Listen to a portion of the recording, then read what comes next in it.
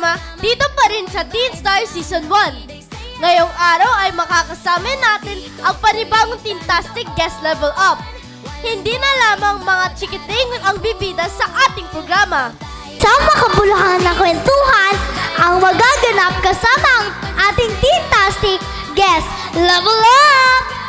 Kaya huwag na nating patagalin pa dahil makakasama na natin sa araw na ito ang Guapito Reporter, Teentastic Guest na si Jim Rosario. Hey, Teenstar na naman. Hataw na tayo, kulitan, walang katapusan. Tawat saya, vibes ay never stop. Dance na dance na. Pero bagong lahat ay bumati muna po kayo sa ating mga Teen Barkada viewers na nanonood mula Luzon, Visayas at Mindanao. Alright, binabati po natin ang mga nanonood dito sa programa ng Euro TV, ang 10 Star Season 1 mula Luzon, Visayas at Mindanao ng isang mapagpalaya at malayang araw. Maging sa mga kabataang may puso, youth organization, maligayang panunod po. Paliyak sa sayaw. Feel the heat. Ano ang iyong pinagkaabalahan sa buhay? Ngayon, ang pinagkakabalahan po natin sa buhay, bukod sa nag-aaral po tayo ng Mass Communication sa First City Provincial College sa San Jose del Monte, Bulacan, ay tumutulong po tayo sa mga kababayan po natin. Si Kuya Jim Rosario po, bukod po sa ako ay mobile journalist, ako rin po ay nagtayo at nagtatag ng isang youth organization na nakatuon po sa sektor ng kalusugan, edukasyon at pinangangalagaan din po natin yung mga senior citizen, hindi lang po kabataan. So itong youth organization po na pinagkakaabalahan po ni Kuya Jim ay lagi po kaming nagkakaroon ng mga activities at mga program katulad po ng feeding program. Nagasagawa rin po kami ng mga free tutoring at namamahagi rin po kami ng mga free school supplies. Ito po ay sa tulong ng mga sponsors po namin. Pinagkakabalahan ko din po bukod po sa pagtulong sa mga kababayan natin at mga kabataan, ay nagiging boses din po ako ng karapatan ng mga kababaihan. Bukod doon, tayo ay kasalukuyang nagtatrabaho sa RTV News bilang bukod sa nagtatrabaho po tayo sa isang media outlet dito sa Pilipinas, ay pinagkakabalaan ko rin yung pag-aaral ko. Mahalaga pa rin ang pag-aaral para makapagtamo tayo ng magandang kinabukasan at maganda rin ito sa hinaharap para mas marami pa tayong ma-achieve. Bukod sa pagtulong sa mga kababayan at kabataan, maging boses din tayo ng katotohanan, katarungan sa Pilipinas. Ayan. Teenstar na naman. Pero paano po kayo nagsimula sa pagiging youth group leader? Alam mo na, isang napakagandang question. Sa totoo lang, ang aming youth organization ay 2 months pa lang siya. At nagsimula ako niyan sa isang kwento. Si Kuya Jim Rosario, habang naglalakad siya pauwi galing sa isang coverage namin doon sa rally na isinagawa ng isang religious group dito sa bansa natin, anti-corruption rally siya. Naglalakad ako katapos ng coverage ko. Then nakita ko yung mga kababayan natin bandang Quiapo na yung mga kabataan doon, ang babata pa nila, ang liliit pa nila, namamalimos sila. Nakikipagsapalaran sila na tumawid ng kalsada, makahingi lang ng kakaunting barya. Then, mayroong akong tirang barya noon. Ibinigay ko doon sa bata. First time in my life narinig ko sa bata na, salamat po. Ayun yung nagpalambot ng puso ko na, why not? What if? Ituloy-tuloy ko yung pagtulong sa mga kabataan sa ganong kaparaanan. Pero, yung mga resources ko maliit, kakaunti. Maliit lang din yung kinikita ni Kuya Jim. So, ang ginawa ko, sumulat ako sa mga non-government organization. Sumulat ako sa iba't ibang mga youth organization at sinuportahan nila ako. Doon sa pagsuporta nila na yun, malaking bagay para mas marami tayong matulungan. Kaya ngayon, as of the moment, 2 months na po ang Kabataang May Puso Youth Organization. Nakakatulong na po tayo sa mga kabataan, hindi lang kabataan, maging sa mga senior citizen. Hindi lang senior citizen, isa rin po tayo sa boses ng mga kababaihan at boses din po ng sagip kalikasan. Ayan. Ano naman po ang mga struggles ninyo noon nung nagbuo po kayo ng isang youth organization? Sobrang dami. Unang-una, ako lang kasi mag-isa. So, ang ginawa ko noon ay nag-reach out ako sa iba't ibang mga kabataan sa barangay namin. Naghanap ako ng mga karapat-dapat na may katulad kong puso, hangarin at advokasya na nasa pagtulong sa kabataan at sa ating mga mamamayan. siguro umabot ng isang buwan bago ko mabuo yung mga officers ko. Kasi bago ka makapagrehistro sa National Youth Commission at saka sa non-government organization ng isang youth organization, kailangan buo na yung mga officers mo.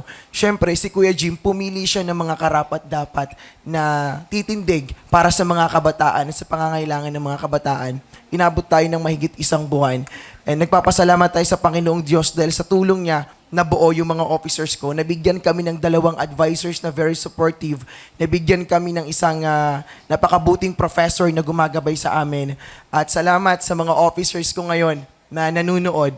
Dahil sa inyo, kung hindi dahil sa inyo, wala ang youth organization. At kung hindi dahil sa inyo, walang mga kabataan ang nabibigyan ng boses. At kung hindi dahil sa inyo, walang titindig para sa kanila sa mga pangangailangan nila. Ano po ang inyong advocacy? Tapos, bakit ninyo ito binuo? Napakagandang question. Ang advocacy po ng Kabataang May Puso Youth Organization is to be the voice of the youth. Yeah. Kami po ay kailangan na maging boses ng kabataan. Ang advocacy po ng Kabataang May Puso Youth Organization is to be the voice of the youth. Maging boses ng kabataan. Maging boses ng mga walang boses at maging kamay ng mga walang kamay at maging paa ng mga walang paa. Isang malalim na salita, ngunit napakagandang kahulugan. So, ang Kabataang May Puso Youth Organization ay tumutugon sa mga karapatang pantao. Although hindi kami mga attorney sa organization namin, pero meron kami mga legal advisors na tumutulong sa amin para ma-execute namin yung mga programs namin. Isa rin sa pinaka-main advocacy ng Kabataang May Puso Youth Organization, yung talagang pagtulong sa kanila, yung maging boses nila. Isa lang, the Kabataang May Puso Youth Organization is to be the voice of the youth. Ano po ang mga magagandang programa na ang nabuo ng Kabataan May Puso Youth Organization? Sa 2 buwang pag-iral at pagiging boses ng kabataan ng Kabataang May Puso Youth Organization, marami na kaming nabigyan ng mga gamot sa mga senior citizen natin. Isa yun sa pinakamaganda. Isa rin yun sa mga tipid sa mga senior citizen natin kasi yung pera nila na sana ibibili nila ng mga simple na mga medisina nila, yung mga maintenance nila, ibibili na lang nila yun ng bigas, ulam, mga pansarin nilang kagustuhan. Kasi andito ng Kabataang May Puso Youth Organization, tutugon kami sa pangailangan nila sa sektor ng kalusugan nila. And isa pa, nakakapagbigay kami ng mga free tutoring, nagpapa-feeding program kami sa mga depressed area doon sa barangay namin. Hindi lang sa barangay namin, maging sa iba't ibang bayan po ng Bulacan. Ayan. Paano naman po kayo nag-umpisa maging isang field reporter or media personnel? Nakakatuwang question at marami ang nagugulat. Si Jim Rosario, hindi graduate ng MASCOM. Nag-aaral pa po ako ngayon. Pero bakit ako nakapasok ng media? Ito po ay dahil sa tulong po ng isang media outlet na hindi nila tiningnan kung anong papel na meron ako. Ang tiningnan nila sa akin kung anong kakayahan ang meron at maaambag ko sa kanilang himpilan. Ito po ay naganap noong 2024. Nung ako po ay nag-start mag-training sa isang media outlet dito sa Pilipinas, pinagsulat muna nila ako, ginawa nila akong assistant, tapos sumasama na ako sa mga production, naging production staff nila ako. Then, hanggang sa sinabi nila na, biglaan, isa lang ako sa isang live TV broadcast. Isa lang ako sa mga lugar na malaking project. Marami akong hinawakan ng mga project na sobrang laki. At the age of 19, ako talaga yung pinakabatang reporter, part ng media, na sumasama sa rally, sumasama sa mga malaking balita sa Pilipinas. Ang tawag nga sa akin ng mga kasamahan kong reporter sa media, youngest journalist. Yeah. Sobrang hirap, pero napakasaya. Kasi sa ganung edad, naging boses ako ng katarungan, naging boses ako ng katotohanan, at nakapaglingkod ako sa bayan. Ano po ang mga masasayang karanasan ninyo sa pagiging isang field reporter? Sa pagiging isang field reporter, papasok dyan yung paggawa ng mga dokumentaryo. So, ang pinakamagandang karanasan at masayang karanasan, yung nakagawa ako ng isang dokumentaryo na pumapatungkol sa buhay ng isang kababayan natin sa bayan, sa lalawigan ng Nueva Ecija, sa Cabanatuan. Bumuo ako doon ng isang dokumentaryo na may pinamagatang Ang Tahanan. So, ang buod noon, maraming mga kababayan sa Pilipinas ang nahihirapan when it comes sa tahanan, sa pagkain, sa hanap buhay. So, ang ginawa ko, gumawa ko ng isang dokumentaryo para mailarawan kung anong buhay meron sila. So, na-publish yung dokumentaryo ko sa aming media outlet at may mga nagpaabot na mga non-government organization na tumulong doon. Yun ang pinakamagandang karanasan. Nakatulong tayo, naging medium tayo ng pagtulong doon sa mga kababayan natin. Yun yung pinakamasaya at magandang karanasan para sa akin. Nagamit ko yung kakayahang meron ako para makatulong sa kanila. Ano naman po ang inyong mga matinding karanasan as a field reporter? Isa sa mga matitinding karanasan yung pagod, puyat, gutom, cramming. Kasi naging mobile journalist ako. Pag sinabing mobile journalist, hawak ko yung cellphone ko, magla-live ako doon sa isang place kung saan merong malaking balita. Walang script. Yun ay impromptu na balita. Kailangan pagdating ko doon, alam ko na yung 5 W's in 1 H. Wala akong script na ginagawa. Unting tanungan lang, isasalang na agad sa ere. Yun ang pinaka mahirap na nagawa ko. Then bukod doon, wala akong service. Kasi dahil isang mobile journalist, bibigyan ka nilang ng allowance nila. Ikaw nang bahala kung saan ka na pupunta. Ikaw na maghahanap ng balita mo. Ikaw na magbabato sa newsroom. So, yun yung pinakamahirap na nagawa ko sa life ko. Pero napagtagumpayan ko siya. Naranasan ko dyan, sunog, rally, aksidente. Lahat yun, napagtagumpayan ko. Nagawa ko ng malinis at hindi bias sa pagbabalita. Pero yun, nakayanan ko siya. Ano po ba ang dapat tandaan ng mga gusto rin maging reporter na maging isang patas at totoong paghahatid ng balita? For me, ang dapat nilang tandaan kung paano nila mailalarawan at mailalabas sa publiko yung balitang gusto nilang mailabas. Kasi nowadays, marami ng fake news. Nowadays, na ginagamit na rin ng social media. Nowadays, yung mga kapwa ko journalist, nababahiran na rin ng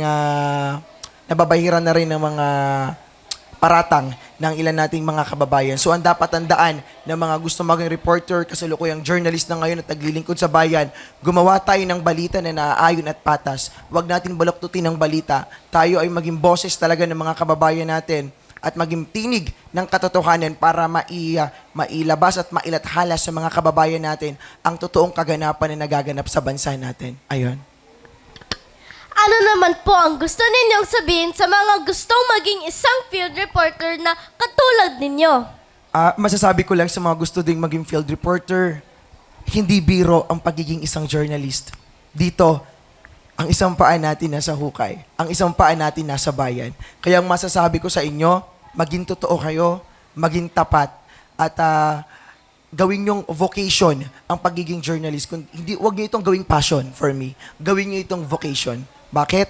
Dahil lahat ng mga ginagawa ng journalist ay hindi ginagawa dahil sa passion, dahil sa gusto lang nila. Ginagawa namin ito dahil bukasyon naming mapaglingkuran ng mga Pilipino at makapaghatid ng totoong balita. Fights against fake news. Tunay na napakahusay ng karanasan ng ating fantastic guest na si Jim Rosario. Pero pwede niyo po ba kami bigyan ng sample ng isang pagiging field reporter? Sure. Try natin sa programa natin, okay? And 1, 2, 3. Sinubok ang mga talento at galing ng mga kabataan sa larangan ng pagsayaw na sumali sa programa ng EuroTV, ang 10-Star Season 1. Ipinakita nila ang kanilang mga talento na may buong sigla at saya sa mga manonood. Mula dito sa Global Towers sa Makati, Jim Rosario, Mobile Journal. Talagang napakagaling ang ating fantastic guest na si Sir Jim Rosario. Pero may gusto ba kayo pong i-promote or salamatan or upcoming shows po? Ayun, gusto ko lang pasalamatan yung mga organization, mga tao na nasa likod ng Kabataang May Puso Youth Organization. Maraming salamat po sa patuloy na paggabay at pagtulong nyo sa amin bilang isang kabataan. At salamat po sa pagtulong sa mga kabataan at mga kababayan natin. At also pinasasalamatan ko rin po ang aming dalawang advisor sa KMP, si Advisor Sheila Escote, si Advisor Charlie Valdez. Siyempre, iisa-isahin ko na rin yung mga KMP volunteers ko. Sila Camille Pacay, ang aming internal Vice President, Charmaine Paulino, Drake Mendoza, Fritz Anthony Dilachina, Joselito Corsino, Nicole Pacheco, Gerald Maging, ang aming professor from TUP, Professor Rolando Magada, the founder of Voice of the Youth, the New Generation Organization. Maraming salamat po. Feel ang glow. Sama-sama Pero sa ating pagbabalik ay simula ng tapatan sa hatawan ang ating mga semifinalists sa hataw mo, sa show mo. Sa pagbabalik yan ng iyong programang siguradong ikaw ang star ang Teen Star Season 1! Teen Star na naman.